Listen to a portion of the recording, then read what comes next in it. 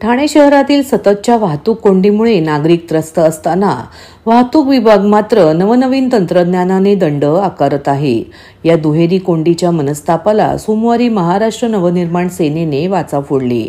मनसे ठाणे पालघर जिल्हाध्यक्ष अविनाश जाधव यांच्या नेतृत्वाखाली तीनाथ नाका जंक्शनवर जोरदार आंदोलन छेडण्यात आले। वाहन चालकांवर दंड लावणाऱ्या वाहतूक विभागाने आधी वाहतूक कोंडीवर उपाययोजना करावी, अन्यथा वाहन चालकांच्या संयमाचा बांध फुटेल असा इशारा देत मनसेने वाहतूक उपायुक्त पंकज शिरसाट यांना निवेदन सादर केले। यावेळी मनसे शहर अध्यक्ष रवींद्र मोरे, मनसेचे संदीप पाचंगे, पुष्कर विचारे आदींसह शेकडो महाराष्ट्र सैनिक उपस्थित होते। ठाणे शहरात गेल्या काही दिवसांपासून वाहतूक कोंडींची समस्या तीव्र झाली असून रोजच्या प्रवासात नागरिकांना मोठ्या प्रमाणावर अडचणींचा सामना करावा लागत आहे। याच्या निषेधार्थ मनसेने सोमवारी तीनाथ नाका जंक्शनवर वाहतूक विभागाच्या कार्यालयासमोर फलक झळकवत आंदोलन केले। यावेळी अविनाश जाधव यांनी वाहतूक विभागाचे वाभाडे काढले। वाहतूक पोलिसांकडून कोंडी कमी करण्यासाठी ठोस उपाययोजना होत नाही, फक्त वाहन चालकांवर दंडात्मक कारवाई केली जाते। तेव्हा नागरिकांना वाहतूक कोंडीपासून दिलासा मिळावा यासाठी पोलीस प्रशासनाने नवे तंत्रज्ञान वापरून उपाय शोधले पाहिजेत, तसेच वाहतूक सुरळीत ठेवण्यासाठी तत्काळ पावले उचलून पाहिजेत। नवनवीन तंत्रज्ञानाने केवळ दंडात्मक कारवाई करून कोंडी कमी होत नाही, तर त्यासाठी शास्त्रोक्त व नियोजनबद्ध पद्धतीने वाहतूक व्यवस्थापन करणे गरजेचे आहे, अशी सूचना करून मनसेने प्रशासनाला जाब विचारला। वाहतूक सुरळीत ठेवण्यासाठी नव्या तंत्रज्ञानाचा वापर करून वाहतूक व्यवस्थापनात सुधारणा करावी, नागरिकांच्या सोयींसाठी ठोस उपाययोजना कराव्यात आणि वाहन चालकांना भेडसावणाऱ्या समस्यांचे त्वरित निराकरण करावे। वाहतूक शाखेने कार्यपद्धतीत योग्य तो बदल करून वाहतूक कोंडीवर उपाययोजना करावी, मगच चालकांना नियम पालनासाठी वेठीस धरावे, अन्यथा एक दिवस वाहन चालकांच्या संयमाचा बांध फुटेल असा इशारा अविनाश जाधव यांनी दिला आहे। पोलिसांकडून कळवण्यात आलं होतं की ठाण्यामध्ये आता झेब्रा क्रॉसिंग केला, ट्रिपल सीट केला, हेल्मेट नसेल तर तुमच्यावर दंड मारण्यात येईल। आणि ही दंडाची अमाऊंट काही छोटी मोठी नाहीये, 50-100 रुपये नाहीये, 500, 1000, 2000 अशी वेगवेगळ्या प्रकारची मोठ्या दंडाची आकार आहे। ठाणेकर हा मध्यमवर्गीय ठाणेकर आहे।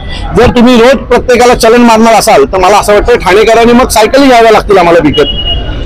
आणि दुसरी बाजू अशी आहे याची की तुम्ही आम्ही नियम पाळत नाही म्हणून आमच्यावर दंड मारताय, पण मूळ जे आहे तुमच्याकडनं सरकारकडनं नियमांचं पालन होतंय का?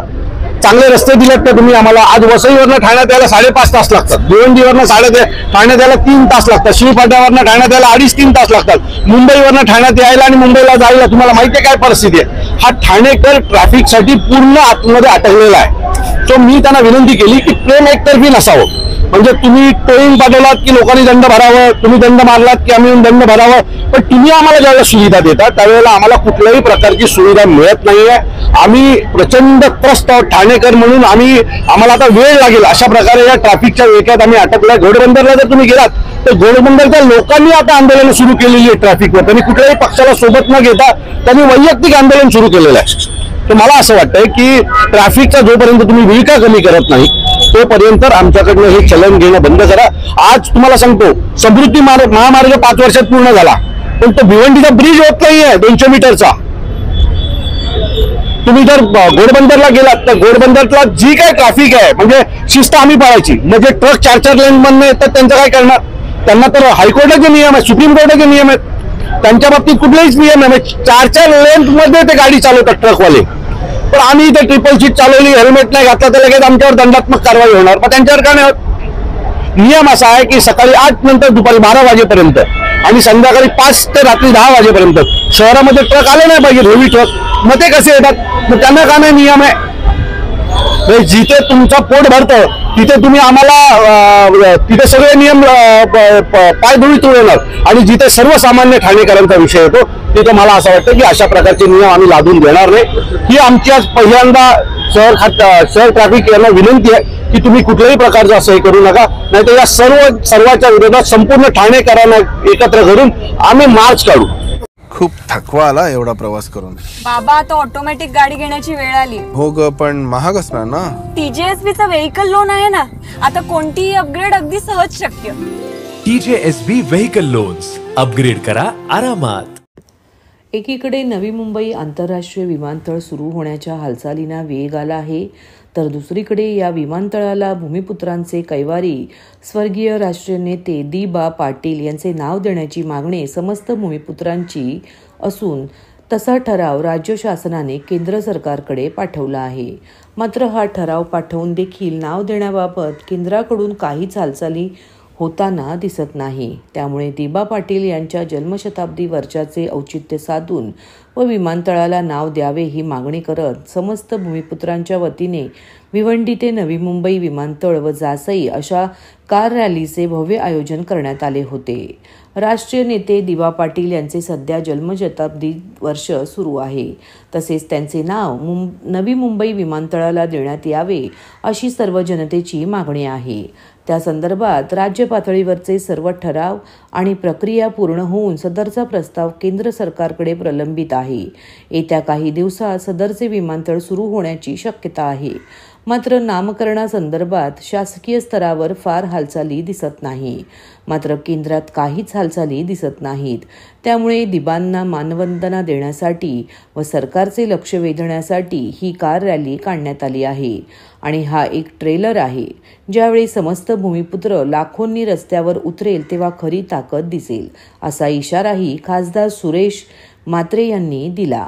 राष्ट्रीय नेते दी.बा. पाटील आंतरराष्ट्रीय विमानतळ सर्वपक्षीय कृती समितीचे अध्यक्ष दशरथदादा पाटील यांच्या नेतृत्वाखाली व धर्मवीर चॅरिटेबल ट्रस्ट आणि भिवंडी लोकसभेचे खासदार सुरेश म्हात्रे यांच्या आयोजनाखाली सदर कार रॅलीचे आयोजन करण्यात आले होते.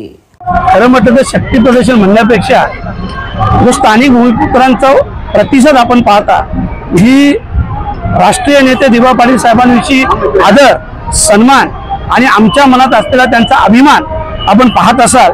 आणि म्हणूनच या विमानतळाला कुठल्याही परिस्थितीत स्वर्गीय दी.बा. पाटील साहेब यांचं नाव द्यावं आणि तो आमचा हक्क आहे, आमचा अधिकार आहे आणि तो आमचा अधिकार आम्ही मिळवणार आहे. काय वाटतं सरकारला यावेळी सांगेल? नक्की. खास करून हे आजची रॅली संपल्यानंतर आम्ही मुख्यमंत्री महोदयांची भेट घेणार आहे, केंद्रीय मंत्री महोदयांची भेट घेणार आहे. खास करून मी मुख्यमंत्री महोदयांना सांगणार आहे की तुम्ही जो मराठा समाजाचा एवढा मोठा जटिल प्रश्न मार्गी लावला ना, मग आमची मागणी त्यासमोर काहीच नाही, तर तुम्ही आमची मागणी मान्य करा, आमचा प्रश्न सोडवा. अशा प्रकारची मागणी मुख्यमंत्री महोदयाकडे करणार आहे आणि मग केंद्रात करणार. 30 तारीखला उद्घाटन होणार आहे, त्या संदर्भात काय सांगणार? कसं शेवटचं राहिलं, उद्घाटन होणारच नाही. जर नोटिफिकेशन नाही निघालं, दी.बा. पाटील साहेबांचं नाव लागलं नाही, तर उद्घाटन होणार नाही. हा आमचा ट्रेलर आहे.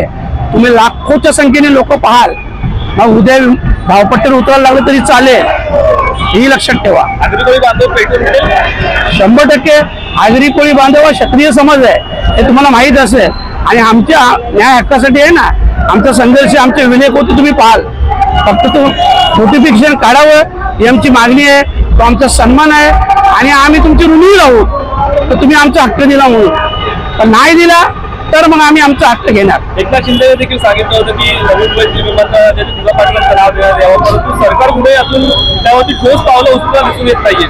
बघू ना, आता एकदा विनंती करू ना. आम्ही 2 दिवसानंतर मी स्वतः जाणार आहे ना, विनंती करणार आहे. जर 7 दिवस अगोदर नोटिफिकेशन नाही निघालं तर पूर्ण विमानतळाला घेराव घालून धावपट्टीवर सुद्धा आम्ही जावतो. बघा तर तुम्ही फक्त आणखी किती शहीद पाहिजे असेल ना. नागरिकांना आवाहन करण्यात येत आहे की सध्या डासांमार्फत पसरणाऱ्या डेंग्यू या आजाराचा प्रसार रोखण्यासाठी प्रत्येकाने पुढील प्रमाणे कार्यवाही करावी. डेंग्यू आजार एडिस इजिप्ती हा डास चावल्याने होतो. या डासांची पैदास साचलेल्या किंवा साचवलेल्या स्वच्छ पाण्यामध्ये होते. 8 दिवसांपेक्षा जास्त दिवस पाणी उघडे व साचून राहिल्यास त्यात डास अंडी घालतात. अंड्यांच्या अळ्या तयार होऊन पुढे डास तयार होतात. यासाठी आपल्या घरातील पाणी साठे, उदाहरणार्थ बॅरल्स, पिंपे, टाक्या, हौद, रांजणे इत्यादी दर आठवड्याला रिकामे करून घासून पुसून कोरडे करून पुन्हा भरावे. 1 दिवस कोरडा दिवस म्हणून पाळावा. पाणी साठ्यांना घट्ट झाकणे बसवावीत किंवा जुनी साडी, चादर, धोतर यांनी बांधून झाकून ठेवावीत, म्हणजे डास त्यात जाऊन अंडी घालणार नाहीत. घराच्या गच्चीवर आजूबाजूला अंगणात कोठेही पाणी साचू देऊ नये. भंगार सामान उघड्यावर टाकू नये. उदाहरणार्थ टायर्स, प्लास्टिक सामान, कुंड्या, टाकाऊ वस्तू इत्यादी. अशा सामानात पावसाचे पाणी साठून त्यात डेंग्यूच्या डासांची पैदास होते. घरातील कूलर्स, फ्रीजच्या पाठीमागील ट्रे हे देखील वेळोवेळी कोरडे करावेत. लक्षात ठेवा, नुसत्या फवारणीने डास घनता कमी होत नाही, तर त्यासाठी डास पैदास ठिकाणे नष्ट करणे ही आपल्या सर्वांची जबाबदारी आहे. कोणताही ताप अंगावर न काढता जवळच्या शासकीय रुग्णालयात मोफत औषधोपचार घ्या. अशा प्रकारे नागरिकांनी सहकार्य केल्यास डेंग्यूचा प्रसार रोखणे सहज शक्य आहे. आज जनसेवकाचा जनसंवाद या कार्यक्रमात आमदार संजय केळकर यांच्याकडे अनेक तक्रारी प्राप्त झाल्या. त्यात विकासकाने केलेली घरासंदर्भातील फसवणूक, रेशनिंग ऑफिस बाबत विषय, शैक्षणिक विभाग, पाणी विषय असे विविध विषय बाबत तक्रारी आमदार केळकर यांच्याकडे प्राप्त झाल्या. मुंबई महापालिकेकडून ठाण्याकरिता माझ्या पाठपुराव्यामुळे 5 MLD पाणी वाढवून मिळाले होते. त्यामुळे घोडबंदरवासियांना पुरेसे पाणी मिळत होते. पण ते पाणी मुंबई महापालिका बंद करणार असे समजतात मी तातडीने संबंधित अधिकाऱ्यांना पाणी बंद करू नये असे सांगितले असून त्यांनीही आश्वासित केले असल्याचे आमदार केळकर यांनी बोलताना सांगितले. तसेच फसवणुकीच्या अनेक तक्रारी वाढल्या असून पोलीस स्टेशनला जर जाऊन बघितले तर फसवणुकीचे प्रकारबाबत तक्रारी दिसून येतील. आमच्या जनसंवादाच्या माध्यमातून शेकडो जणांना न्याय मिळवून दिला आहे असे आमदार केळकर यांनी सांगितले. नाना नानी उद्यान हे ज्येष्ठ नागरिक आणि लहान मुलांसाठी महापालिकेने सुरक्षित केलेले असून एकामागून एक सिमेंट कॉन्क्रीटचे जंगल उभारण्याचा कट ठाणे महापालिकेने घातला होता. तो माजिवडा गावातील नागरिक, युवा आणि लहान मुलांच्या आंदोलनाने तसेच जनसेवक आमदार संजय केळकर साहेब यांच्या मार्गदर्शनाखाली उद्ध्वस्त करण्यात आला. आज आता एवढा धोधो पाऊस पडत असून देखील सकाळपासून एकामागे एक निर्णय अडचणीत असलेले काही समस्या, काही निवेदने घेऊन लोक आले. मुंबईहूनही काही प्रश्न जे आहेत ते या ठिकाणी मांडले गेले BMCच्या संबंधामध्ये. BMCच्या कडनं आपल्याला पाणी जे मिळतं ठाण्याला, तर ते पाणी आपल्याला काही MLD अधिकचं मिळावं म्हणून मी स्वतः प्रयत्न केले होते आणि ते आपल्याला मिळालंही होतं. जवळजवळ 5 MLD पाणी वाढवून मिळाल्यामुळे काही प्रमाणामध्ये घोडबंदरवासियांना आपण दिलासा दिला होता. परंतु आता पुन्हा त्यांनी ते पाणी बंद करण्याची नोटीस दिली होती.